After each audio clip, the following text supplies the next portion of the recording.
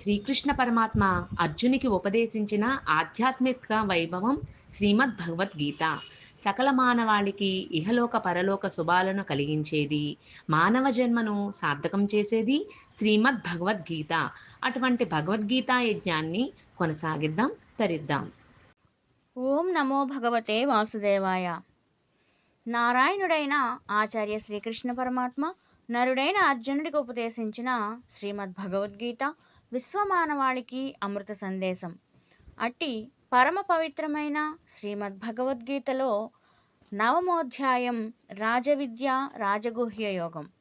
శ్లోక భావ అమృతవాహినికి స్వాగతం.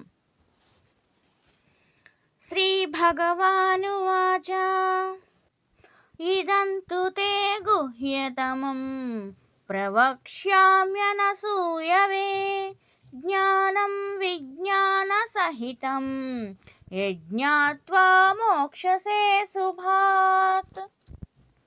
ఓ అర్జున, దేనిని తెలుసుకుంటే అశుభరూపమైన సంసార బంధం నుండి విముక్తుడమవుతావో అలాంటి అతి రహస్యమైన అనుభవ జ్ఞానసహితమైన బ్రహ్మజ్ఞానాన్ని అసూయ లేనివాడవైన నీకు విశదంగా చెబుతాను విను అని శ్రీకృష్ణ భగవానుడు అర్జునుడితో పలికెను.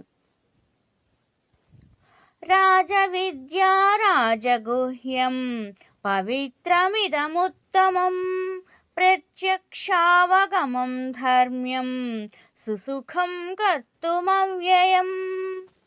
ఈ విజ్ఞాన సహితమైన బ్రహ్మజ్ఞానం విద్యలన్నింటిలోకెల్లా శ్రేష్టమైనది, రహస్యాలన్నింటిలోకల్లా అతి రహస్యమైనది, సర్వోత్తమమైనది, పవిత్రమైనది, ప్రత్యక్షంగా తెలుసుకోదగినది, ధర్మయుక్తమైనది, సాధన చేయడానికి మిక్కిలి సులభమైనది, నాశనరహితమైనది అయి ఉన్నది.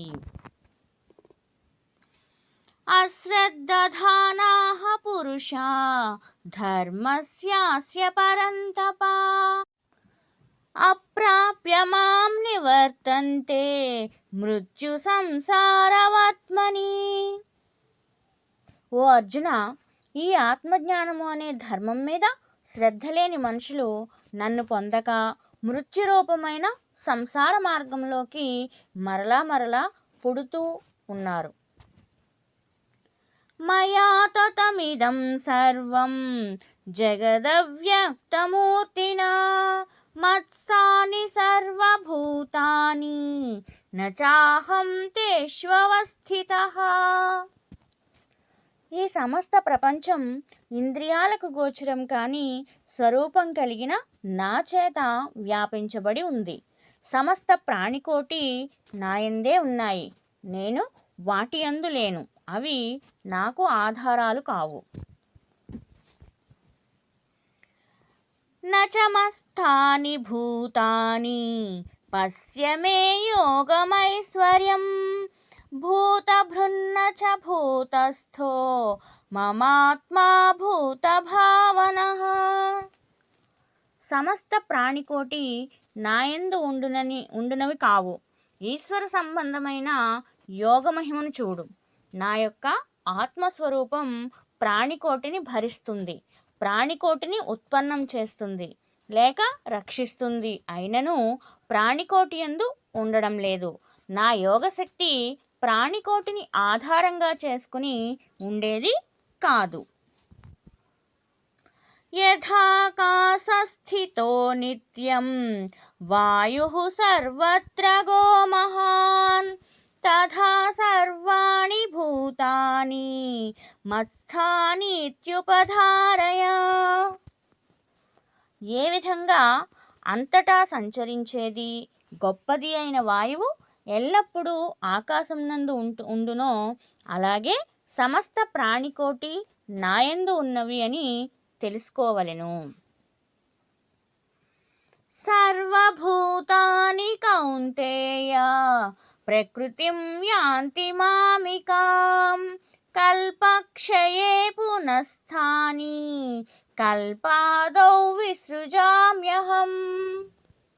ఓ అర్జున, సమస్త ప్రాణికోటి ప్రళయకాలంలో నాకు స్వాధీనమైన ప్రకృతిని చేరి అందు అణిగి ఉంటుంది.